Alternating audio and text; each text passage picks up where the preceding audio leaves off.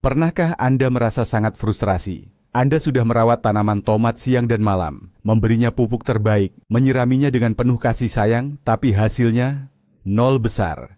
Daunnya menguning, bunganya rontok, dan buah yang ditunggu-tunggu tidak pernah muncul. Saya juga baru saja mengalaminya. Dan setelah diselidiki, ternyata biang keladinya adalah jenis tomat yang salah dan waktu tanam yang keliru total. Ini bukan sekadar kesalahan kecil, ini adalah bencana kebun yang membuat saya ingin menyerah. Hari ini saya akan tunjukkan tomat mana yang tidak akan pernah saya tanam lagi seumur hidup saya. Dan yang lebih penting, bagaimana kita bisa menyelamatkan panen kita dengan segera mengubah jadwal tanam. Percayalah, informasi ini bisa menyelamatkan kebun Anda dari kekecewaan yang sama. Ceritanya dimulai beberapa bulan yang lalu. Saya melihat sebuah varietas tomat impor hibrida yang sedang viral di media sosial. Foto-fotonya luar biasa, buahnya besar, warnanya merah menyala, dan testimoninya menjanjikan panen yang melimpah ruah. Tergiur, saya langsung membeli benihnya yang harganya tidak murah. Saya mengikuti semua petunjuk standar penanaman tomat yang biasa saya lakukan, menyemainya di awal musim yang biasanya menjadi waktu terbaik.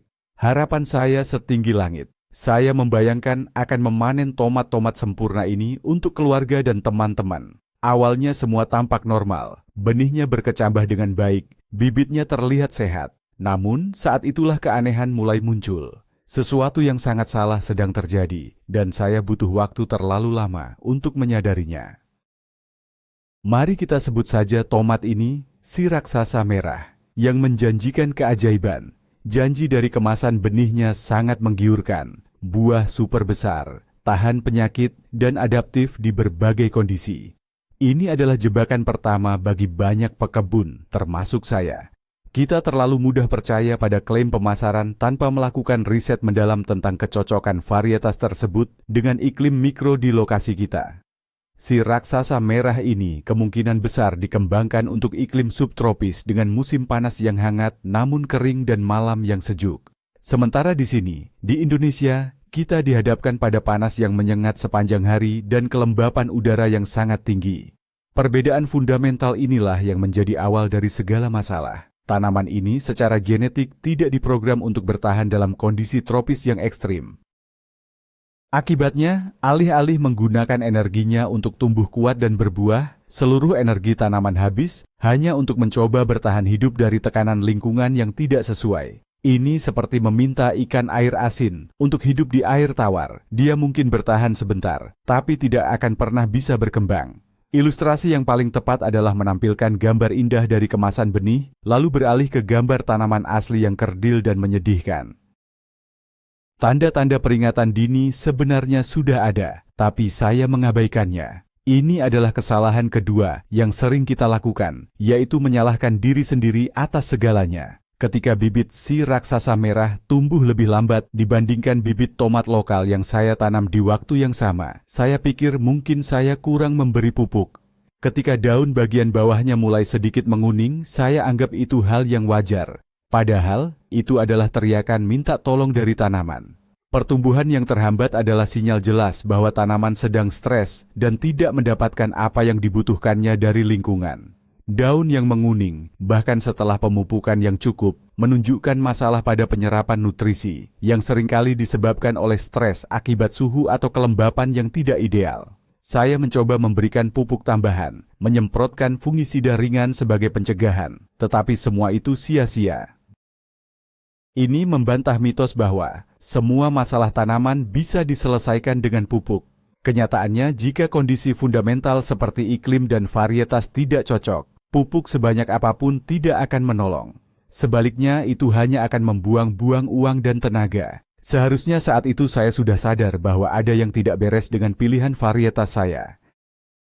Puncak dari bencana ini terjadi ketika tanaman memasuki fase generatif, yaitu fase pembungaan. Disinilah jebakan panas dan kelembapan iklim tropis benar-benar menunjukkan dampaknya yang mematikan bagi si raksasa merah.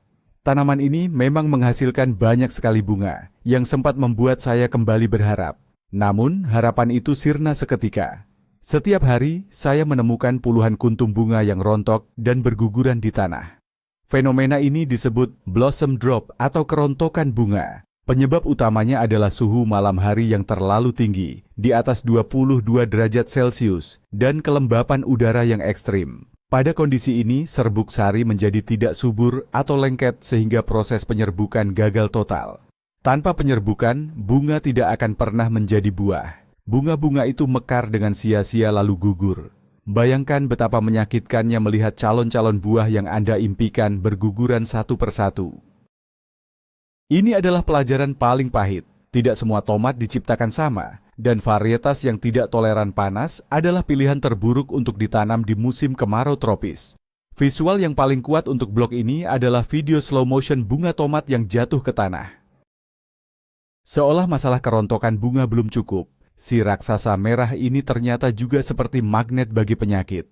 Kelembapan tinggi yang konstan adalah surga bagi jamur dan bakteri patogen. Dalam waktu singkat, bercak-bercak coklat mulai muncul di daun-daun bagian bawah, yang dengan cepat menyebar ke atas. Ini adalah gejala klasik dari penyakit busuk daun atau late blight, salah satu penyakit paling mematikan bagi tomat. Varietas ini sama sekali tidak memiliki resistensi terhadap patogen yang umum di daerah tropis. Setiap pagi, saya harus membuang daun-daun yang terinfeksi dengan harapan bisa memperlambat penyebarannya. Namun usaha saya sia-sia. Penyakit menyebar begitu cepat dan agresif. Dalam waktu kurang dari 2 minggu, lebih dari setengah bagian tanaman sudah layu dan mengering. Ini adalah mimpi buruk setiap pekebun. Saya menyadari bahwa saya tidak hanya melawan cuaca, tetapi juga melawan genetika tanaman yang lemah. Saya telah memilih prajurit yang tidak dibekali perisai untuk berperang di medan yang paling ganas. Pengalaman ini mengajarkan saya bahwa resistensi terhadap penyakit lokal adalah salah satu faktor terpenting yang harus dipertimbangkan saat memilih benih, bahkan lebih penting daripada ukuran buah yang dijanjikan. Disinilah kita sampai pada inti masalahnya, kesalahan paling fatal yang menjadi judul video ini, waktu tanam yang salah. Saya menanam si raksasa merah di awal musim kemarau, yang secara tradisional dianggap waktu yang baik untuk tomat karena intensitas cahaya matahari yang tinggi. Namun, logika ini keliru untuk varietas yang tidak tahan panas. Dengan menanamnya di waktu tersebut, saya justru menghadapkan tanaman pada periode paling brutal dari siklus cuaca. Puncak suhu panas dan kelembapan tertinggi. Fase pembungaan dan pembuahannya jatuh tepat di bulan-bulan terpanas dalam setahun. Ini adalah resep pasti untuk kegagalan. Seandainya saya menanamnya jauh lebih awal, yaitu di akhir musim hujan, tanaman akan melewati fase vegetatifnya saat suhu masih lebih sejuk dan ketersediaan air melimpah. Kemudian, fase generatifnya akan jatuh pada awal kemarau yang tidak sepanas puncaknya. Atau sebaliknya, menanamnya di akhir musim kemarau untuk panen di awal musim hujan. Kuncinya adalah memastikan fase kritis pembungaan tidak bertepatan dengan kondisi cuaca paling ekstrim. Inilah mengapa saya harus segera mengubah total kalender tanam saya. Tidak lagi berdasarkan bulan, tetapi berdasarkan prediksi cuaca dan karakteristik spesifik setiap varietas tomat. Sebagai perbandingan yang menyakitkan sekaligus mencerahkan, tepat di sebelah barisan si raksasa merah yang sekarat, saya menanam beberapa batang tomat varietas lokal. Sebut saja tomat rampai atau tomat ceri lokal. Saya menanamnya di waktu yang sama, dengan perlakuan yang sama persis. Hasilnya bagaikan langit dan bumi. Sementara si raksasa merah merana, tomat rampai, tumbuh subur dan rimbun. Daunnya hijau pekat, batangnya kokoh. Dan yang paling penting, ia penuh dengan dompolan buah-buah kecil yang ranum. Tomat rampai ini tidak terpengaruh oleh panas yang menyengat, bunganya tidak rontok, dan ia tampak kebal terhadap penyakit yang melumpuhkan tetangganya yang impor. Mengapa? Karena varietas ini telah beradaptasi selama ratusan tahun dengan iklim lokal. Genetikanya sudah teruji oleh alam untuk mampu bertahan dalam kondisi panas dan lembab. Pengalaman ini membuka mata saya lebar-lebar. Terkadang, jawaban terbaik ada di halaman belakang rumah kita sendiri. Kita tidak perlu mengejar varietas impor yang eksotis jika varietas lokal terbukti jauh lebih tangguh dan produktif. Tampilan visual yang membandingkan tanaman si raksasa merah yang layu dengan tomat rampai yang berbuah lebat akan menjadi bukti yang sangat kuat bagi penonton. Dari kegagalan ini, saya merumuskan strategi tanam yang baru. Strategi ini tidak lagi berpatokan pada kalender Gregorian, melainkan pada kalender alam. Daripada berkata, saya akan mulai menyemai pada bulan Maret, saya akan berkata, Saya akan mulai menyemai 4 minggu sebelum musim hujan benar-benar berakhir. Ini adalah perubahan pola pikir yang fundamental. Saya mulai lebih memperhatikan tanda-tanda alam. Kapan intensitas hujan mulai berkurang, bagaimana pergerakan awan, dan kapan suhu malam hari mulai secara konsisten turun. Saya juga mulai mencatat data cuaca harian di lokasi saya. Dengan data ini, saya bisa memprediksi jendela waktu terbaik untuk menanam varietas yang berbeda. Untuk varietas yang rentan panas seperti si raksasa merah, jika saya nekat menanamnya lagi, saya akan menanamnya agar masa berbuahnya jatuh pada periode paling sejuk dalam setahun, bahkan jika itu berarti masa tanamnya tidak konvensional. Membaca musim adalah sebuah seni yang harus dipelajari setiap pekebun. Kita harus menjadi pengamat cuaca yang baik, bukan hanya sekadar petani yang mengikuti jadwal buta. Ini adalah kunci untuk beralih dari sekadar menanam menjadi benar-benar berkebun dengan cerdas dan adaptif.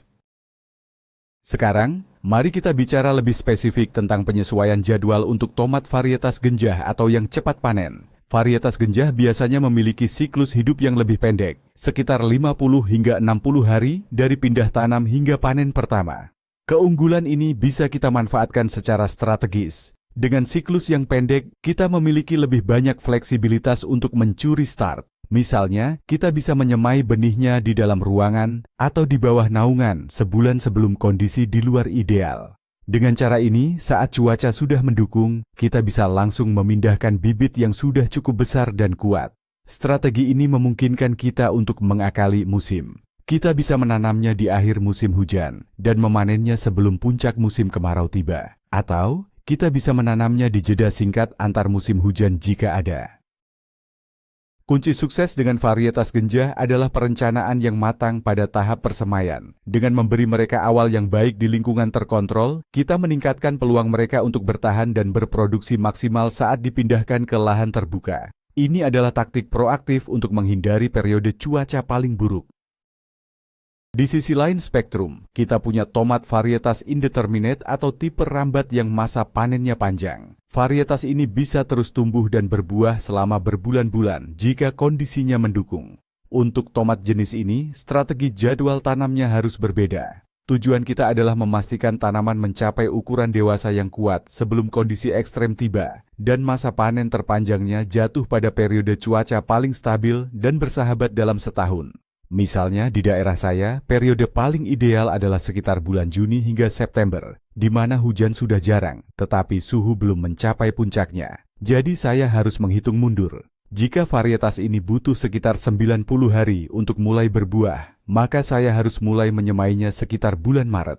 Dengan begitu, tanaman akan tumbuh besar selama sisa musim hujan, dan mulai berbunga serta berbuah lebat tepat saat musim tanam terbaik dimulai.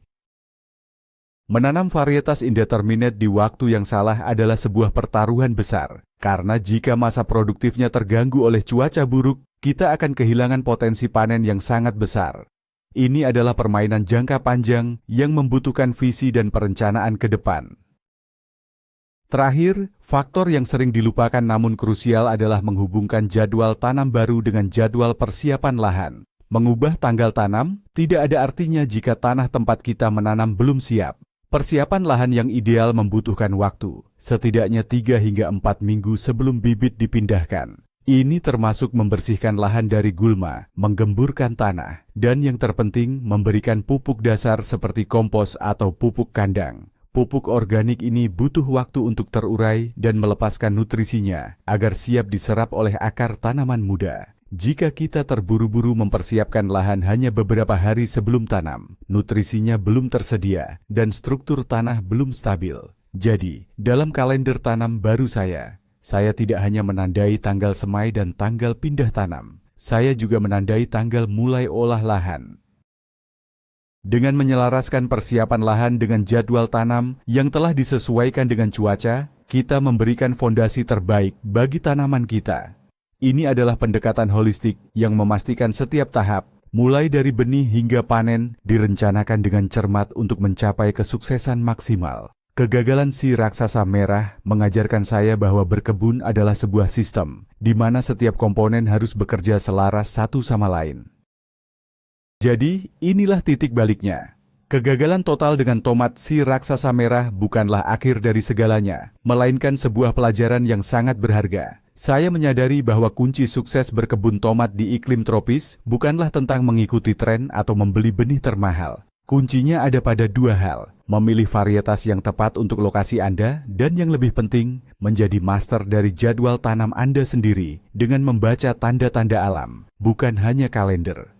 Tomat yang saya tidak akan pernah tanam lagi, itu telah mengajarkan saya untuk lebih menghargai varietas lokal yang tangguh dan untuk berpikir lebih strategis. Jangan biarkan kerja keras Anda di kebun berakhir dengan kekecewaan. Amati, catat, dan beradaptasilah. Terima kasih banyak sudah menonton sampai akhir. Semoga pengalaman saya ini bisa bermanfaat untuk Anda. Jika Anda merasa video ini membantu, jangan lupa tekan tombol suka dan berlangganan channel ini agar tidak ketinggalan tips berkebun lainnya. Sekarang, saya ingin mendengar cerita dari Anda.